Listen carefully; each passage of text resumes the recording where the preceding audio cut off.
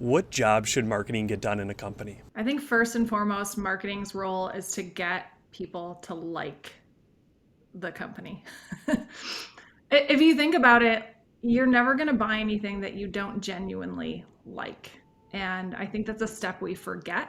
And I think that that is squarely in the purview of marketing. That's the Jess Cook. And if you've listened to an episode with Lachey Lewis on our podcast, you have heard her name before. She's a bit of an icon legend in this space. She started her career over 20 years ago doing copywriting for some of the best B2C brands. And then about 5-ish years ago, jumped ship over to the B2B SaaS land and has ever since evolved into her head of marketing role currently with Vector. She has a podcast that I'd highly recommend checking out. We talk a bit about that throughout this episode. And if you want to create better content that builds community and leads to better marketing, you need to listen to and study Jess. I hope you enjoy our conversation, but before we get back to it, run the intro. Welcome to On Marketing, a show where we uncover what marketing is. I won't tell you what to think, I'll help you improve how you think about marketing and life. I'm Jordan Ogret, a marketing strategist by day and a podcast host by night. This was originally recorded on November 14th, 2025. All opinions shared in this podcast are individual views of the hosts and guests, not those of their employers or associate organizations. This content is intended for informational purposes and should not be considered professional marketing or life guidance. Listeners act on the information provided at their own risk. Thank you for being here. We tend to put our dollars where our values are aligned or where the product is so great that even if our values aren't just quite aligned, we can overlook that. But I think that there is so much value in just being likable. And that doesn't have to mean funny. It doesn't have to mean approachable even, right? I mean, I think if you look at some of the B2B brands out there that play it more on kind of the professional but like smartest person in the room type voice and tone, that's very likable to their audience, right? I think of Island, where I was at before, where I am now at Vector. And that was kind of our ethos, was like, let's be the smartest person in the room. And IT teams and security leaders, they really appreciate that. And that is what helped them like Island before deciding to buy Island, right? So I think first and foremost, it's like get people to like you, whatever that means. That's a unique answer. I've yet to hear that on the pod, but it aligns a lot with my thoughts around people buy from people they like and all of these things, even in B2B. And a word that came to my mind is affinity. That isn't the same as liking, but I think liking is the first step towards an affinity. And that was like years ago, I heard from Wistia, this kind of challenge or dichotomy of like brand awareness, brand affinity. What are you focusing on? It seems that your likeness leads to that affinity versus just trying to be known by everyone or just trying to be known, but you're trying to understand how can we, a unique company, be known by a unique audience. And that is the way that you're talking about. Sometimes it's serious, sometimes it's funny. The way you're doing it at Vector is probably different than how you might do it somewhere else. So I love that kind of, the context is really important, but the liking, getting them to like you as like a North Star. I love that. Yeah, absolutely. And I think it means that you have to know your audience, right? Like you have to know, what does this audience even like? How do we become likable for them? And I think so that's definitely the first place to start before you're building what that brand even looks like. Yeah, so that isn't to me an intuitive thought. What got you to this likeness? Was it a series of things? Was it, I tried this pathway and it didn't work, and I think building for likeness is just a better path? What brought that realization to you? I have a background in B2C. So I was a copywriter and creative director on Kellogg and Kimberly-Clark and Blue Cross and all kinds of national brands before making the leap to B2B. And so I think that's just kind of in my nature as I came up as a writer and writing not around features and benefits, not around, what are the specs of a cereal or a toilet paper roll, right? It's completely different. You're writing for emotion, you're writing for relevance, for kind of a universal truth of some kind, an aha moment. And so I think it really just stems from that. Like, how can we be more like that in B2B and just get someone to like us first? Because they're not going to consider us if they don't like us. That makes a lot of sense.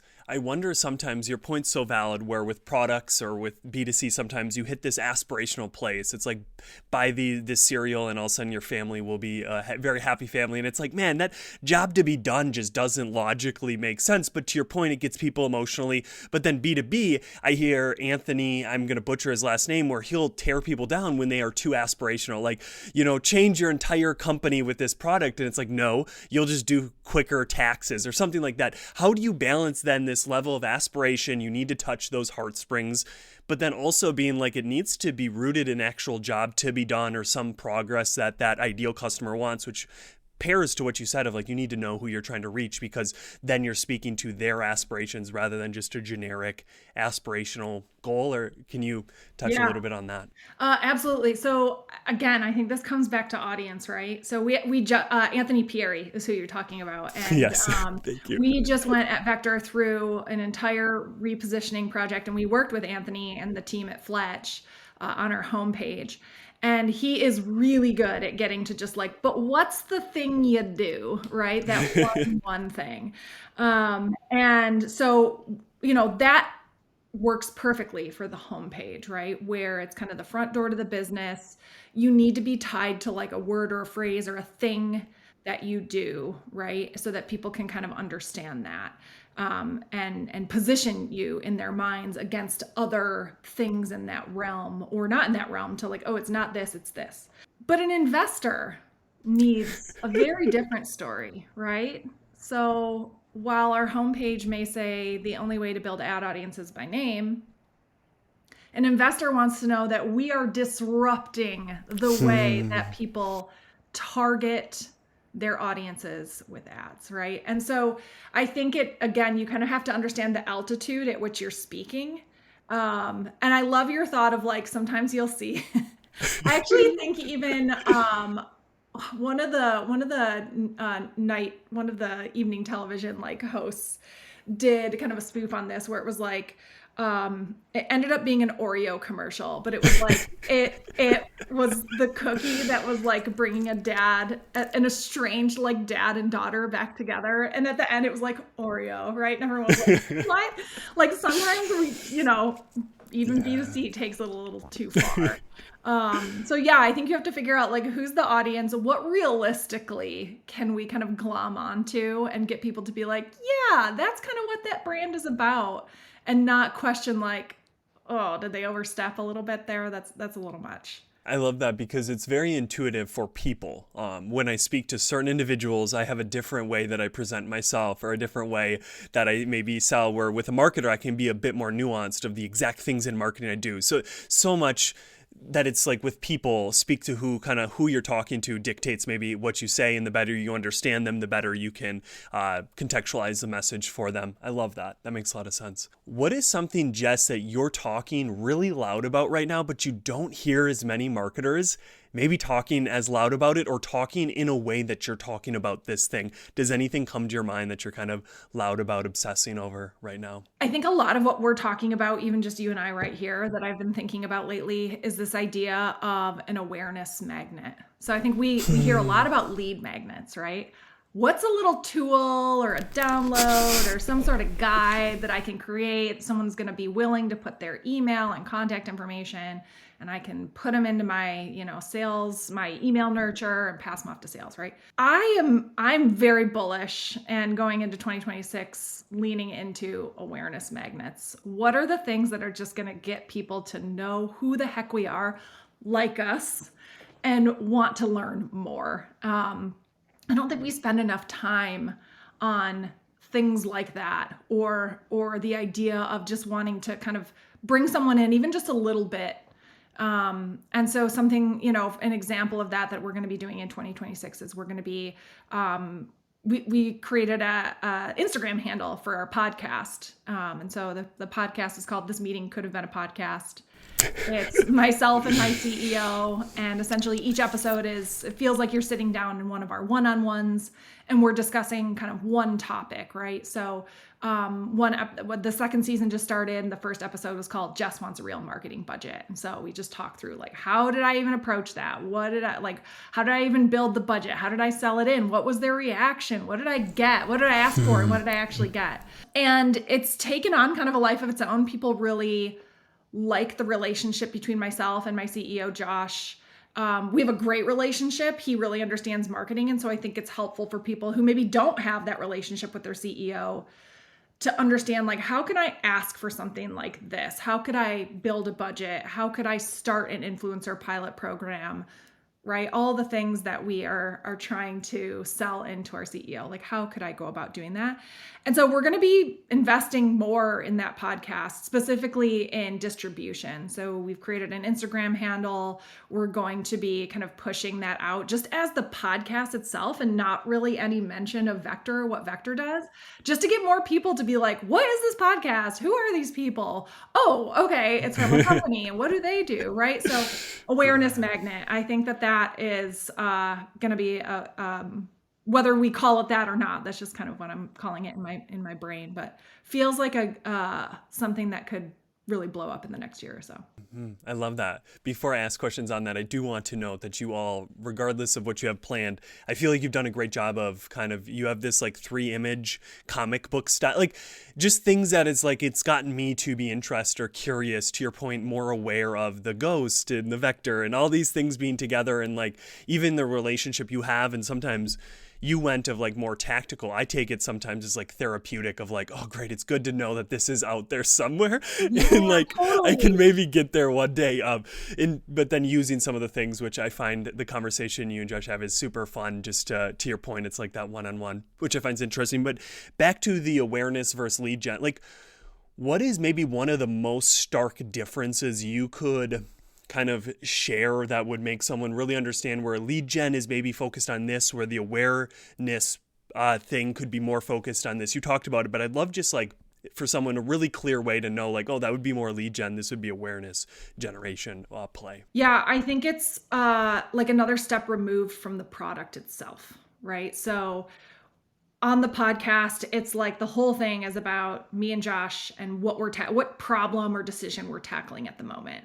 And we talk about Vector a little bit here and there, in that we're building this product launch came up, and how did we actually launch the product? But we're not selling the product in the show. We're selling like the relationship between marketing leader and CEO, and how do you navigate that?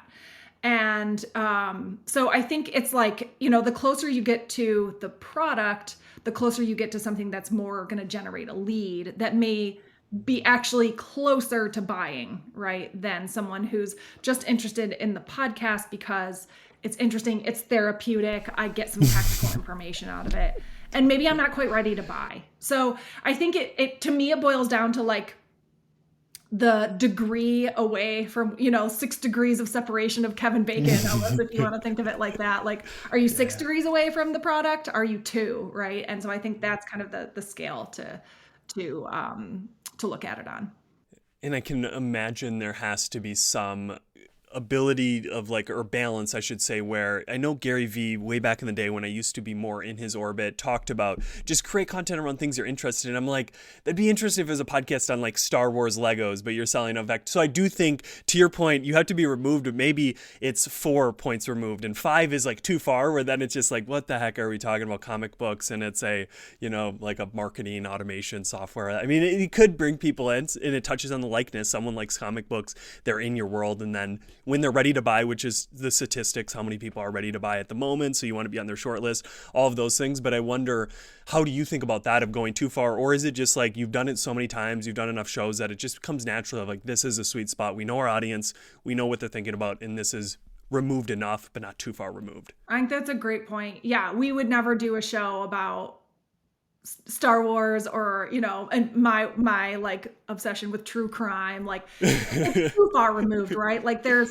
I'm not going to be able to tell if there's enough overlap in my audience and that topic. And I may get lucky and there may be, right? But I think you have to again, think about the audience. Like, what's broad enough and umbrella-ish enough that you can still talk to the audience at a high level, again, that altitude, but you know that like they're squarely in your audience, like the Venn diagram of the people listening to the podcast and the Venn diagram of people who could eventually buy Vector, the overlap is very large, right? So I think you have to kind of think about that a little bit. That makes sense. I like the overlap, which I think I've seen from Ann Hanley. Like the best content is that overlap of the circle, what you're interested in, what they're interested in, which a little bit different what you're talking about. But I think overlap, that mindset is like, where is there overlap? And can we actually validate that there's some there versus kind of just making a hypothesis and then it doesn't land? That makes sense. One final question on the marketing front. With you being in a new job, I listened to that recent episode and it talks about like the marketing budget that took time to get to, but I'd love for you to just talk to Jess before she starts a new role. And you've done this maybe a few times, but like, what are things you know now in your current role that you would tell earlier Jess of like, do this in your first 6 weeks, do this in your first 3 months, or don't do this in your first 3 months, do this, because there's so much around low hanging fruit, high hanging fruit. I'm kind of a part of the group where I don't like to touch the website. Some people do like to touch the website right away. It's a low hanging fruit, but is it going to be like the highest value? How do you think about that? And like, what is your thought process, mental model playbook when you come into a new organization? You talked about on the episode about learning and some of those things, so you can reiterate that, but I'd love to just hear do's and don'ts being in a new marketing leadership role. I love being able to ship something early, first week. And it can be, you know, something simple, a blog post, a social post, like the things that you learned your first weekend, right? So I love being able to ship something. I did touch the website in my first week. I added a call to action button where we really needed one and didn't have one. And it's again, low hanging fruit, right? Yeah. But I think you also then have to balance that with like, what's the long-term stuff that you really need to be digging into those first few weeks and figuring out who's who and who should I partner with on this? And, you know, okay, all right, I see kind of a gap here. And like, I'm going to remember that as I start to build the strategy that's something we need to fill. So yeah, I think there's a lot of value in being able to be like, hey, this is a thing I did week one. You may go back and realize 6 weeks later, it was not the right thing to do. I think that's okay. It's funny, the button that I shipped that first week was to encourage a free trial. We just recently moved away from, sorry, not a free trial, to sign up for free. We had a fully like free version of the product.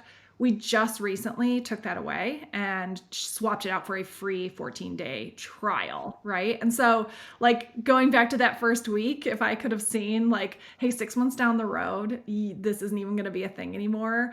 I don't know. I don't know if I would have done anything different, right? Because you kind of have to put the button on the site to see if people click it, to see if people dive into the product, and what problems arise when you have a free version of the product and a paid version of the product, and the people using the free and the people using the paid are vastly different, right? Like we wouldn't have known that.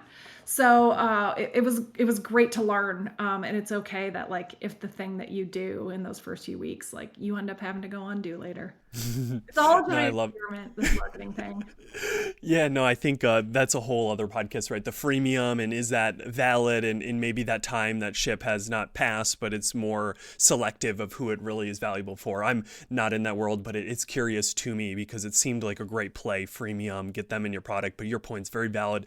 You might get people who are hiring it for different jobs or different progress than your intended.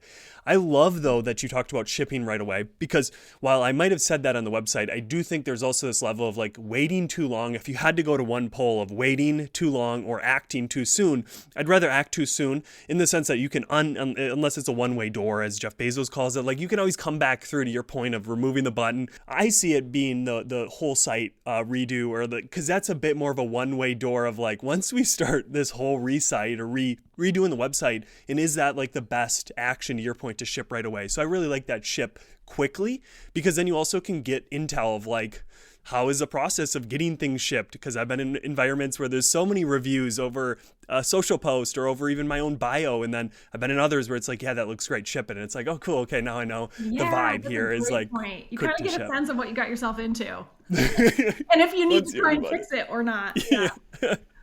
Oh, I love that. All right, Jess, I could probably talk to you forever about marketing, so I'd love to get more to life, maybe more serious, the more meaningful topic. So for you personally, Jess, because I know you can't answer for everybody, but for you, what is the job of life? What are you hiring life to do? So at the end, you can say, hey, it was successful because of X. Like, what's the point of your life or life in general, but for you? For me, it's about using my time and the talents that I've been given, and the empathy that I have been given to like help others, be there for others. One of my favorite things to do is this, right? Meet other marketers, talk through problems. I get people that reach out to me on LinkedIn and they're like, I heard the podcast about the budget. I'm putting my first one together. Like, would you be willing to sit down with me for 15 minutes and just talk through it? And I'm like, yes, let's do it. Like, I love doing those kinds of things. That's how I met Lachey Lewis, who I know has been a guest on the show before. She reached out to me and was just like, hey, I just would love to talk to you.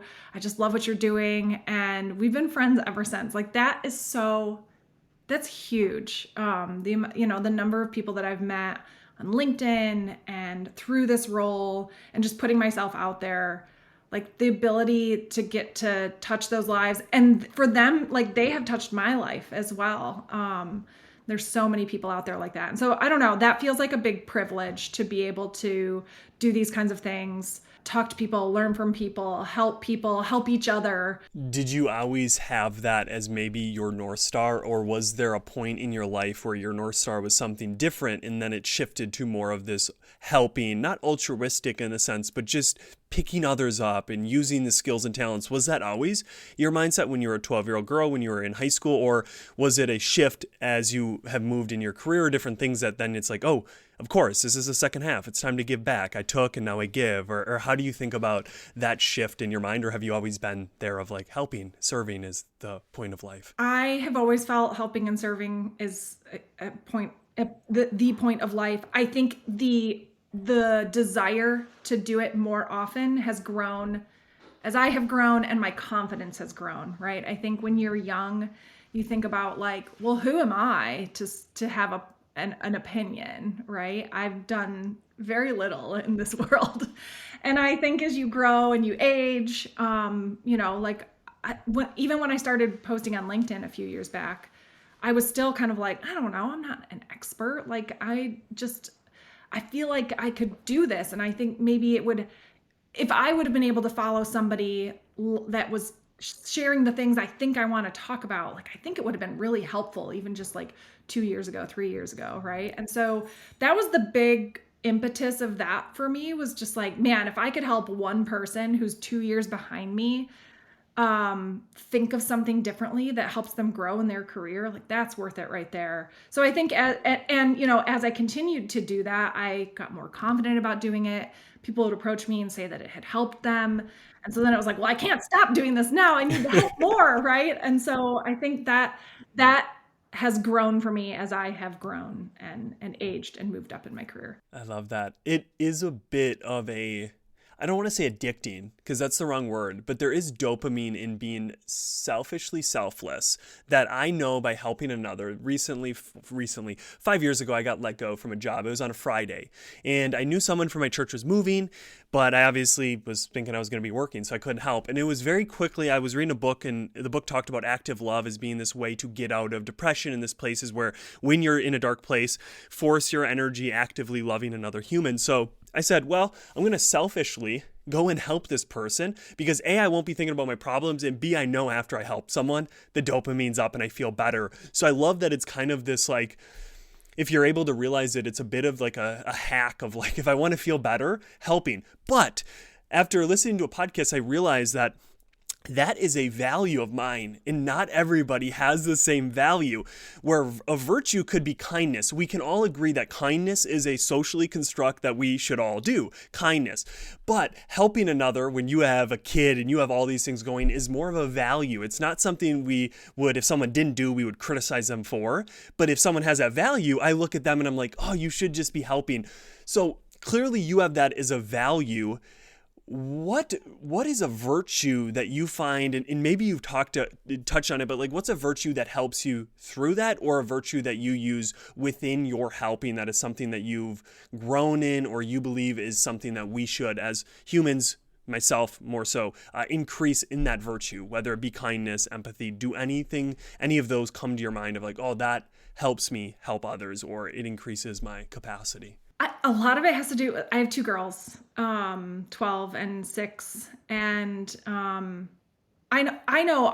mom worked full time when I was a kid, and there's something about like watching your mother like work and then also take care of you and also do the things around the house that needs to be done and also come to the parties and also come to your Girl Scout thing and make sure they're there to help you with homework, right?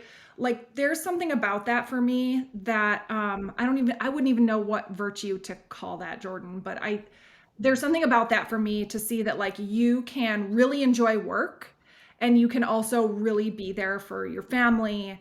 And I think just modeling that for my girls is something that feels really important to me. I also want them to see me helping others through my work, through my posting on LinkedIn, through what I'm doing on podcasts like this. So that also feels really important to me. I don't know what I would name that. But I know it was really important, especially now as myself as a mom looking back and realizing all the things my mom did and sacrificed for me and all the time she spent. She had to be at work, and then she also made sure she was always there for me and my brother. Parenthood, whatever we want to call it, can definitely open you to things at which you hadn't thought of before, you just couldn't have thought of. I have almost a 12-month-old, and I've had many thoughts around so I've had a lot of these conversations on the podcast, and a lot of times people talk about the purpose of life is family. It's people that you love. And I struggle with that because coming from a great family, I've had an ability to almost look in the fact that sometimes a great family can be an inhibitor because there's somebody without a great family that if we all focus only on our family, nobody's focusing on them. So I've said, I want my daughter not to just love big because I've loved her big, but I want her to see me love another child, another person, another thing as much as I love her. And for her to see like, A, that's okay, and B, wow, like that's what love is for. We don't have to keep it in. We have an unlimited amount. So it aligns so much with yours. You're further along, so you've had more of those balancing and trying to do both work and be that model. But I align so much with that of like, I want my child or children to see me in the world helping others. So then this cycle of contributing and giving back isn't kind of broken because I can't tell them. They will model what they see. And if I'm not helping others, it would be hard for them to logically get there. They would have to see someone else, another mentor in their life. So I love that. Yeah. And what virtue is that? I'm not sure. Modeling the way, I guess. We need to give that a name. I'm not sure what it is. Oh, I love that. All right, Jess, final question here, because I think similarly with marketing, I could talk on life forever. There's this movie called Inception. If you haven't watched it, a quick synopsis is they go into people's dreams to incept ideas. Usually they're malicious, sell your company, give me an X stake in it. So then the next day that person wakes up, that dream that they had that was incepted is their own. So they act out of that as if that was my dream. I want you, more benevolent, to incept an idea in the mind of every human, not just marketers. So tomorrow we all wake up in the idea you incept, I live out of, in the whole world then is different because of this idea, because we're all living out of that. What idea do you incept in the mind of every human? Just a little pressure. Oh, okay. Give me 20 seconds. I would like to incept saying yes to the things that make you feel a little excited and a little nervous more often, because that's usually an indicator of some kind of turning point, a moment where you're going to be challenged, but it's going to be really exciting. And that could be a new role at work. It could be helping someone that you were maybe hesitant to help, but you just feel this pull that you kind of need to. It could be, a number of things, right? A lot of things that I've encountered have made me feel like that could be amazing, but what if it doesn't go right? And so I think saying yes to those moments more often is what I would accept in everyone, because I think that's usually where like the best of us comes out. I love that. And I'm going to take it a bit highest level of just saying yes and to everything, whether that's through a lesson of improv and I learned that through leadership, that improv is all about yes and. You can't be like, no, you said that wrong, which is kind of like life is it's accepting things as they come, saying yes, because like saying no, at least in my vantage point, to life's happenings just gets me into a negative state where the quicker I can get to acceptance, which is a very active state where I always thought it was very passive, but just like accepting more things and moving forward. But I also love the literal tactical of just like, if it scares you a bit, but you're also excited, like say yes. And I call those liminal spaces. It's a space most people hate, from A to B, and you're not at B yet, and you're definitely no longer at A. You're in this liminal space, and I find that to be sometimes where I'm excited, but I'm also very nervous. The what ifs can go all sorts of ways. What if this turns great? What if this blows up? All of those where it's just like lean into the yes and keep like seeking more and accepting things as they come is kind of where I'm taking your on the ground insight to like this highest level of like just be more open to life's happenings and say yes. Yeah, I think that's great. I have two more points to make there. One is the reason I feel so strongly about this. When I was in college, I majored in advertising and Spanish, and I never studied abroad, and the opportunity was brought up to me, and I had the means to do it, and I didn't go. And that's always something that's bothered me, that I wish I would have gone just for a semester. And so, yeah, I don't know. I think that's why it feels so strongly to me. The other thing is to make sure that like that feeling, the excitement and the nervousness, the excitement has to be there. There are some times where your mind and your body is telling you like, I'm only nervous about this. There's not really any excitement to me, right? And that is like a sign to be like, maybe it's not for me. But I think if you even feel an inkling of excitement, you need to give it some thought and some time. I think we regret more of the things we don't do. I thought I've read that somewhere. So that aligns with yours. Yeah, no, I love that. And I think, yeah, we could probably go forever on kind of just the pros that can come from saying yes while there's energy, while there's some excitement, because I do agree with you, the body keeps a score. And if it's telling you bad environment, don't keep saying yes to an abusive or to a negative. So I think with all things, marketing in general, it depends. There's context involved, but most times saying yes to help that person, saying yes when it's like, I wish I could just crash out and watch some Netflix tonight, but my friend is in town. Let me do it, because as you noted with the Spanish thing, we will likely regret the things we don't do versus being like, I'm angry I went out and had a few drinks and enjoyed myself. But I love it. Well, thank you, Jess, so much for coming on and just sharing your wisdom. I've learned a lot, and I hope the 2 to 3 listeners have also picked up a couple things. So thank you. It was a pleasure. Thanks so much. This was a great, very, very deep chat, very different than any other I've been on, which I love. It's great. Yeah, that's a problem of mine. I always go deep. But again, yes, thank you for coming on. And this is the end of the podcast. What one idea or topic of conversation stood out to you today? Write it down, share it with a friend, post it on social.